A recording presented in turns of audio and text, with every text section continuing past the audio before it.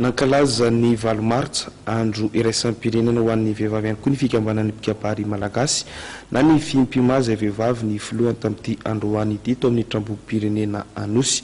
Fotoana koa nanolorana ny boky mirakitra kabary amin'ny fiteny any amin'ny Tsimonosy mitondra ny lohateny hoe Saontsindro Andrazako. Toa jerentsika ary ny fanaitetena.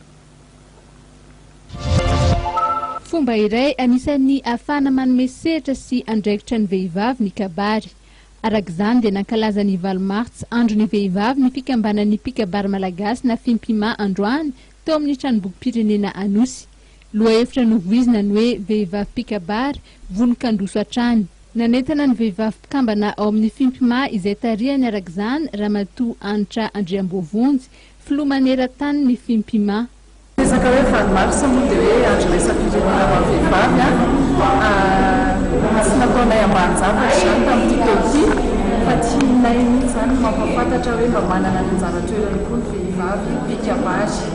Na dia sarotra aza eo anivon'ny fiarahamonina indraindray mbola misy ihany ny sakatsakana, mbola misy ihany ny teny hoe tsy tokony hikabary ny vehivavy indrindra eo amin'ny fandraisana andraikitra dia vao maika nataonay hoe zezika ampanivona ampirobona ireny koloina ireny sakatsakana samihafa ireny satria araka ny hevitray ny teny malagasy tenin-drasantsika dia manana zo andovan'izany avokoa na ny lehilahy na ny vehivavy ary raha ekely ny saina mampanahintsika fa vakoka sosarinty fa tokony hokoloina sy tokony hokojaina ny sotroavina malagasy dia natao an'ny rehetra izany.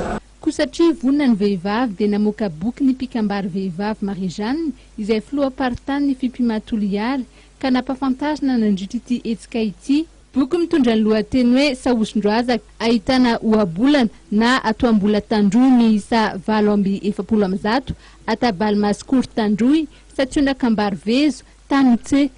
Hetsika manaraka ho tanterahan'ny fimpimany iray volan'ny teny malagasy ny alin'ny mpikabary izay atao amin'ny Carleton ny valojona 17 dia iny fanediny koa toko klasy togovavy no manakatona ny fampalalam-baovaotsika teto amin'ny fahitalavitra matv tamin'ity alina ity isaorana isika tany tokatrano tany nahatra anjery hatramin'ny farany mame fotoanao ny sampana fampalalam-baovao ny fahitalavitra matv ho amin'ny rahampitso indray veloma tompoko.